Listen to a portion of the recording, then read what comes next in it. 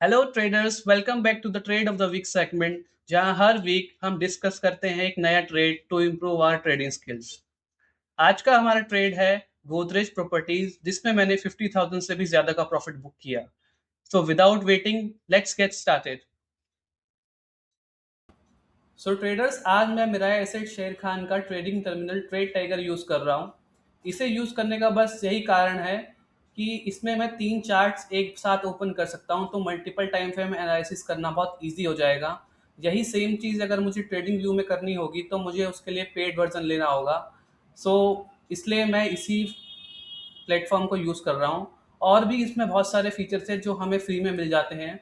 बस आपको demat account open करना होता है इनके साथ। देखिए, ये खुद ही आपको ज़ोन बना के दे देते हैं। और इनका ट्रेंड इंडिकेटर भी है। तो ये ओवरऑल बहुत अच्छा सॉफ्टवेयर है और फ्री ऑफ कॉस्ट है। आप यहाँ से ऑर्डर्स भी लगा सकते हैं। अगर आपको जैसे ऑर्डर्स लगाने हैं तो आप इस पर डबल क्लिक करेंगे तो आप यहाँ से ऑर्डर्स भी लगा सकते हैं।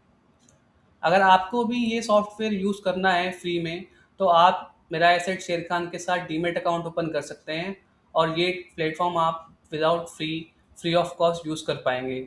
लिंक मैंने डिस्क्रिप्शन बॉक्स में दे दिया है, आप चाहें तो चेकआउट कर सकते हैं। चलिए, अब हम अपने ट्रेड की तरफ बढ़ते हैं, मल्टीपल टाइम फ्रेम एनालिसिस करते हैं। सबसे पहले हम वीकली चार्ट पे चलते हैं।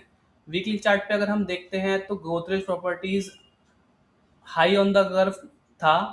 आपको ये एक बात बताना चाहूँगा कि प्राइसेस हमेशा सप्लाई जोन से डिमांड जोन की तरफ ट्रैवल करती है। तो होता क्या है, देखिए, पहले यहाँ पर एक डिमांड जोन था। प्राइसेस ने टच करा तो वो सप्लाई जोन की तरफ गई। अब यहाँ सप्लाई जोन है तो प्राइसेस सप्लाई जोन से फिर डिमांड जोन पे आएंगी, ये काफ़ी चांसेस हैं। हालांकि एक बार अगर आप देखेंगे तो एक बार ये इस जोन को टेस्ट कर चुकी हैं। तो हो सकता है इस बार इसको ब्रेक कर दें। लेकिन इतनी इजीली, ये बड़ा जोन है, इतनी इजीली ब्रेक नहीं होगा। ये रीज़न था कि हमने इसमें शॉर्ट ट्रेड प्लान किया। ऊपर से मार्केट के सेंटीमेंट भी थोड़े से वीक थे और बड़े टाइम फ्रेम पे ये डाउन ट्रेंड में ही कंटिन्यूसली चल रहा था। तो बड़े टाइम फ्रेम ने तो हमें बोल दिया था शॉर्ट कर दो। तो फिर अब हम इंटरमीडिएट टाइम फ्रेम को चेक करते हैं। इंटरमीडिएट टाइम फ्रेम पे स्टॉक अप ट्रेंड में था। लेकिन इसमें बहुत अच्छी चीज़ ये थी कि यहाँ पे डेली चार्ट पे एक सप्लाई जोन था। और आप देख सकते हैं कितना बड़ा मूव आया था यहाँ से। जब यहाँ से इतना बड़ा मूव आया था तो ये हम लोग तो नहीं कर सकते, ये यहाँ पे मतलब इंस्टीट्यूशंस की सेलिंग थी। तो ये भी रीज़न था कि हमने ये शॉर्ट ट्रेड प्लान किया। तो अब हमारे जो ट्रेडिंग टाइम फ्रेम है उसको भी देख लेते हैं, उसमें क्या हुआ। उसमें एक ये जोन था रैली बेस्ड ड्रॉप, जो कि बहुत बढ़िया जोन नहीं बोलूँगा बट एक अच्छा जोन था। अब ये जोन चला, इसके चलने के चांसेस बहुत ज़्यादा ये भी थे क्योंकि ये जोन हमारे डेली डेली चार्ट पे जो जोन बना है उसके साथ कॉइंसाइड कर रहा था। तो इसकी पावर बढ़ गई थी। अब कॉइंसाइडिंग जोन्स काफ़ी ज़्यादा पावरफुल होते हैं और मोस्ट ऑफ द टाइम वो चलते ही हैं। सो यही रीज़न था कि हमने इस ट्रेड को प्लान किया। प्राइसेस बहुत स्पीड से ऊपर आई, कोई भी सोचता कि ये ब्रेक कर देंगी, बट हम आराम से बैठे हुए थे। हमने प्राइसेस आते ही शॉर्ट किया और हमने लगभग 1:2.8 का टारगेट प्लान किया था। बट स्टॉक इतनी स्पीड से गिरा कि ये आप देख सकते हैं, इसने तो 1:11 दिया।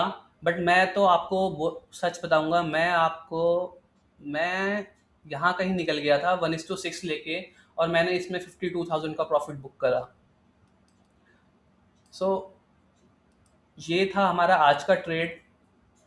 और ये ट्रेड बहुत अच्छा चला। इसका रीज़न यही है कि हमारा एनालिसिस बहुत अच्छा था। इसको चलने के कई सारे रीज़न थे, तो मैं आपको कुछ रीज़न्स यहाँ पे हाईलाइट कर देता हूँ।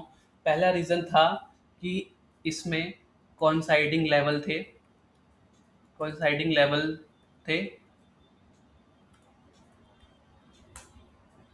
दूसरा रीज़न था कि ये चार्ट के साथ बड़े चार्ट के साथ अलाइन था।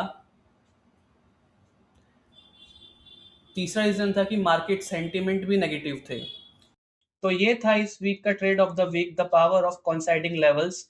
अगर आपको ऐसे रियल ब्रेकडाउन्स और मेरी ट्रेडिंग जर्नी पसंद आ रही है तो मनी मूव्स को सब्सक्राइब करें। मिलते हैं नेक्स्ट ट्रेड के साथ। तब तक trade smart, manage your risk, and stay disciplined. Thank you for watching.